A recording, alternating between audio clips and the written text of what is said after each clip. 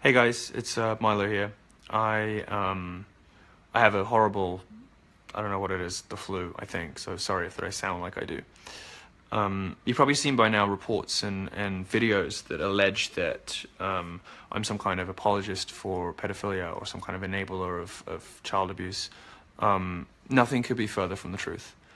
And I find those crimes to be absolutely disgusting. I find those people to be disgusting. And I think that my reporting on this speaks for itself. I've exposed 3 pedophiles in my career.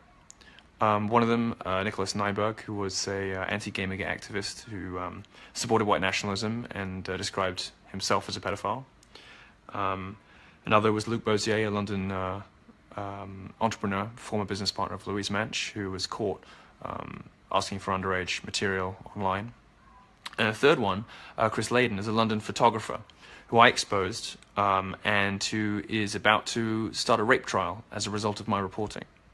I've also, on many occasions, blisteringly criticized the left for its constant excuse-making over pedophilia. In particular, Salon, which publishes Todd Nickerson, a so-called virtuous pedophile, a guy who thinks that he's okay because although he's attracted to children, he doesn't actually do anything. I think my record speaks for itself, and the portions that were edited out of the videos that you've seen show, for instance, me saying that I agree with the current age of consent, that I support, that I think that I support the current age of consent, that it's, quote, about right, end quote. I think that people can put 2 and 2 together and work out why this video is coming out now, this stuff that's been on the internet for a really long time. I think people can understand, you know, obviously there's frustration from some bits of the Republican establishment, but I don't want to blame anyone because I said the things that you've seen, and some of them were very stupidly worded. Some of the wording that I used was dumb. And if I could go back, in most cases, you guys know, if I say something outrageous or offensive, in most cases my only regret is I didn't piss off more people.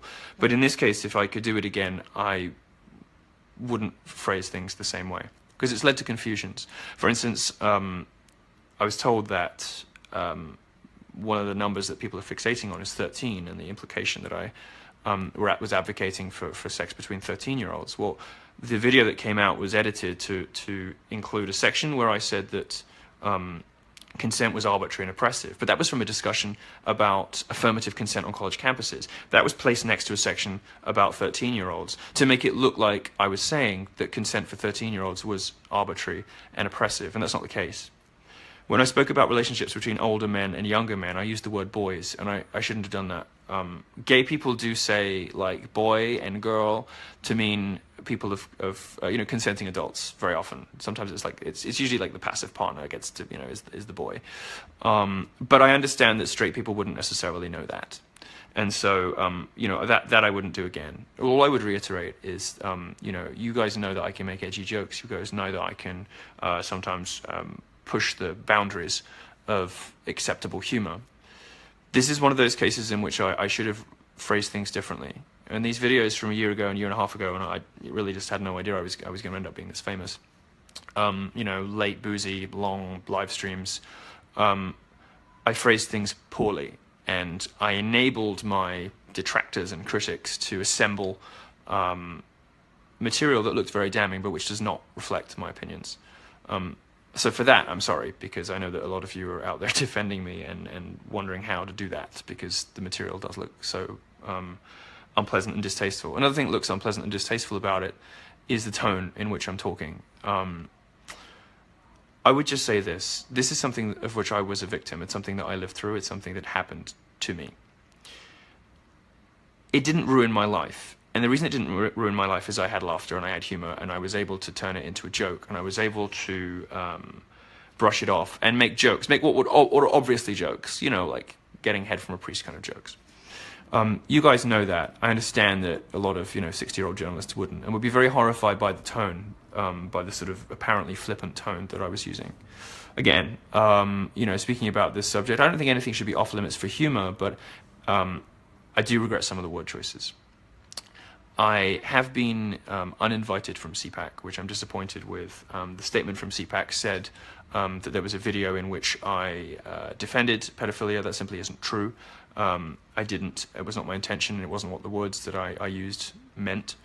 What I did do, and I stand by, because it's perfectly true, is say that in many, sorry, I have really bad flu, is say that in many gay relationships, well, for many young gay men, the first relationship they really have, the first long relationship they have, is with an older guy who perhaps takes care of them financially, takes care of them emotionally, and very often that can be a release, it can be an escape from an abusive or a uncaring or a difficult household.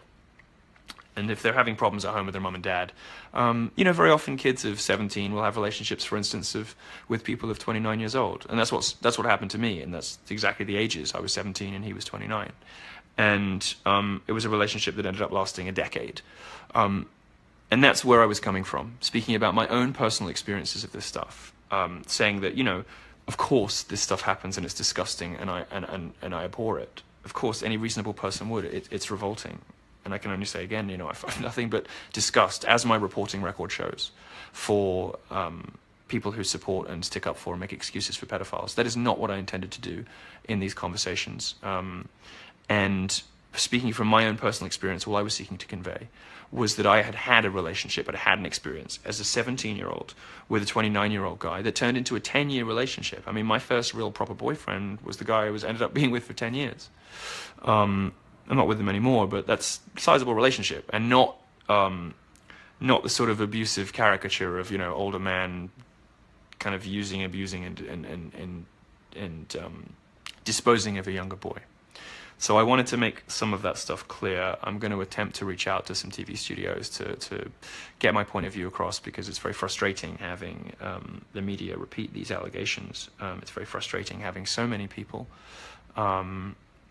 just blindly repeat things because they don't take the time to sort of see the nuance in the videos, or to appreciate that some of the one video, there was a unedited one, and I have to stand by my words, and I wouldn't phrase those things the same way twice maybe, but the first video that came out was edited very deceptively.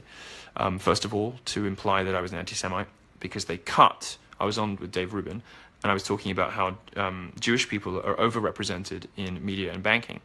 And I used the pronoun we to indicate that I was Jewish. My mother is Jewish, but I was raised Catholic. And when I did that, I then went into a little sort of semi-comedy routine saying, the Jews run the banks, the Jews run the media, like imitating the sort of person who would say that. That's the section they used, and they cut the section with the pronoun our or we. So that it wasn't clear to anyone who didn't already know that I was Jewish and I was talking about my own people. And also, the point I was making in there, by the way, is that simply pointing out fact, simply pointing out that we are overrepresented in media and banking is not an anti-Semitic statement. Anyway, some of the same thing went on with the rest of the videos. To anyone who was upset by this, and anyone who has had their faith in me dented by this, I'm sorry.